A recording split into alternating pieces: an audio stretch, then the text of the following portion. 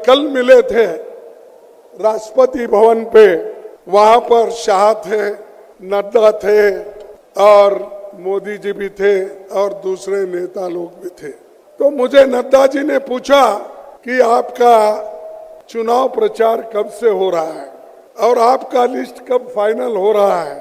तो मैंने यही कहा, हमारा लिस्ट तो फाइनल हो रहा है, लेकिन हम जो चुनाव करना चाहते हैं वो निष्पक्ष चुनाव नहीं हो रहा और मेरे खाते में, मेरे पार्टी के खाते में जो पैसे थे वो पहले ही चोरी हो गए हैं और खास करके मुझ पे जो पेनल्टी लगाई है वो 3,567 करोड़ का, 3,567 करोड़ की पेनल्टी मुझ पे लगाई है।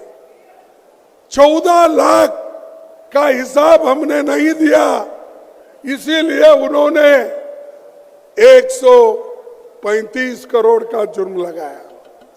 ऐसा इंटरेस्ट पे इंटरेस्ट, इंटरेस्ट पे इंटरेस्ट करके आज 3,667 रुपए कर दिया, ताकि जैसा राहुल जी ने कहा हम प्रचार न कर सके, कहीं भी जा नहीं सके, कहीं जाना नहीं, किसी को मिलना नहीं, हमारे कार्यकर्ताओं को कोने कोने में भेजना नहीं।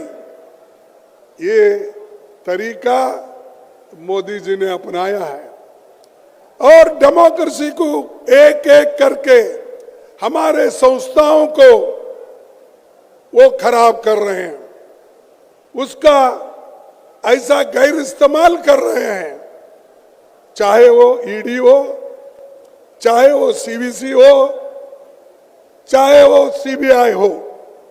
इन संस्थाओं का दुरुपयोग करके एक एक नेता को डरा रहे हैं, यहां तक कि पार्टी के लोगों को भी डरा रहे हैं और ये कह रहे हैं अगर आप कांग्रेस के साथ वो गठबंधन में जाएंगे तो आपको क्या जेल चाहिए, क्या आपको गठबंधन चाहिए।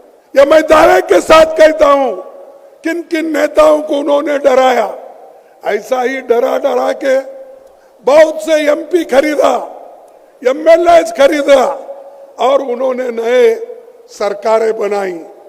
ये है मोदी की नीति और इस मोदी को जब तक आप नहीं हटाएंगे, मोदी के विचारधारा को जब तक आप नहीं हटाएंगे, इस देश में सुख और समृद्धि कभी नहीं आएगी।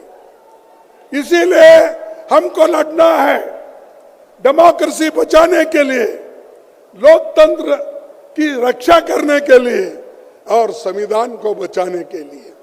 संविधान है तो आपको रिजर्वेशन है, संविधान है तो आपको मूलभूत जो अधिकार है, फंडामेंटल राइट्स, वो मिलेंगे।